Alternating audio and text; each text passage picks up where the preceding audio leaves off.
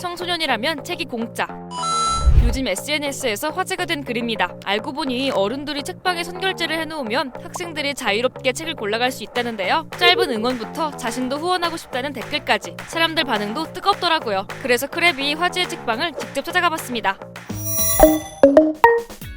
청소년 책 사줄게 프로젝트가 시작된 곳은 충북 청주에 위치한 한 동네 책방이었는데요. 이 책방에서는 어쩌다가 청소년 책 사줄게를 시작하게 된 걸까요? 저의 학창 시절에는 책을 많이 읽었었고 책을 읽는 친구들도 많았고 독서가 요즘 청소년들한테는 많이 결여돼 있다는 생각이 들었거든요. 그러던 나중에 다른 책방에서 누군가 선결제를 했고 책을 몇 권을 이제 준다라는 거를 보게 된 적이 있었어요. 그래서 너무 부럽다라고 생각을 했는데 이제 장골이 그걸 들으시더니 그럼 내가 할게요 라고 얘기를 하시는 거예요. 너무 흔쾌히 그 자리에서 말씀을 하셔가지고 그렇게 이제 2월 달부터 3권으로 이제 시작을 하게 된 거예요. 사실 학생들의 독서열만 놓고 보면 수치가 생각보다 높습니다. 날이 갈수록 뚝뚝 떨어져서 2023년에는 43%가 돼버린 성인 독서율과 달리 무려 95.8%의 학생들이 1년에 최소 한 권의 책을 읽었는데요. 문제는 정작 독서를 좋아한다고 응답한 학생은 전체의 39.6%에 불과했다는 거예요. 게다가 왜 책을 읽는지 물어봤을 때 가장 많이 나왔던 응답,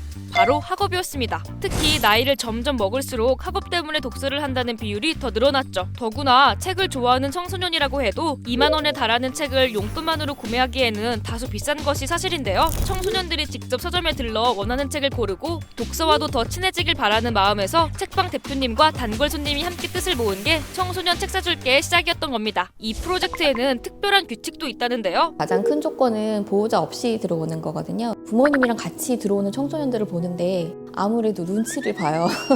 아이들이 이제 쭈삣쭈삣 하다가 뭐 원하지 않는 책을 산다든지 아니면 그냥 오늘은 안 살 거야 이러면서 나간다든지 그 모습이 좀 안타까웠거든요. 그래서 아이들이 들어와서 누구의 간섭도 받지 않고 내가 원하는 책을 골라보고 그거를 구매해보는 그런 경험이 되게 필요하겠다. 또 더 많은 청소년에게 선물을 주기 위해 한 번 책을 받으면 다음 달은 참여를 못한다든가 한 가정당 한 명씩만 선물을 받을 수 있는 규칙도 정해놨다고 합니다. 여러 학생들을 만나며 잊지 못할 감동을 느꼈다는 이지영 대표. 한 번은 이런 일도 있었다는데요. 중학생 2명이 들어왔었는데 청소년들이 책을 읽길 바라는 마음에 이렇게 해주셨다라고 얘기를 했더니 그 여학생이 갑자기 저를 이제 와라 껴안는 거예요.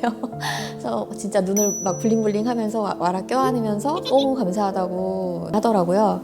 이거 후원자분들이 하신 건데 이 포옹을 내가 받아도 되나라는 생각이 들면서 하길 되게 잘했다라는 생각이 들어요. 크랩이 직접 학생들의 이야기를 들어보려 했지만 아쉽게도 어디 사는 누군지도 알 수가 없어서 인터뷰를 진행하지는 못했는데요. 다만 책방 한켠에 남아있는 한 학생의 메모를 확인할 수 있었어요. 저희에게 이런 좋은 기회를 주셔서 감사합니다. 그리고 이렇게 주신 책 감사히 잘 읽겠습니다. 만수무강하시고 건강하세요.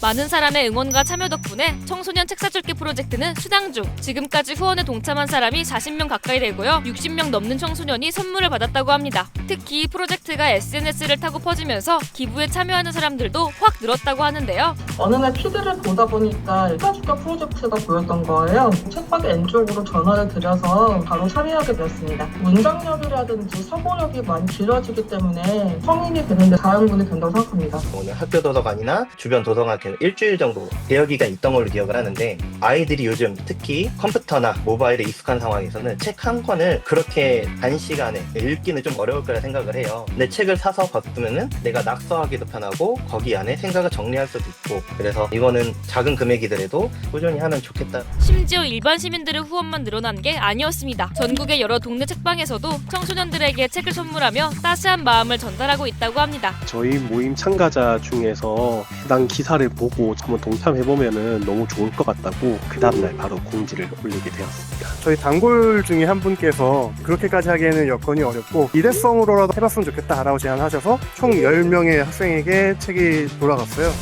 다문화 아이들이 많은데 책을 사달라고 했는데 엄마가 좀 주저하고 그런 것이 마음에 있었는데 좋은 프로젝트가 있어서 함께 하게 됐습니다.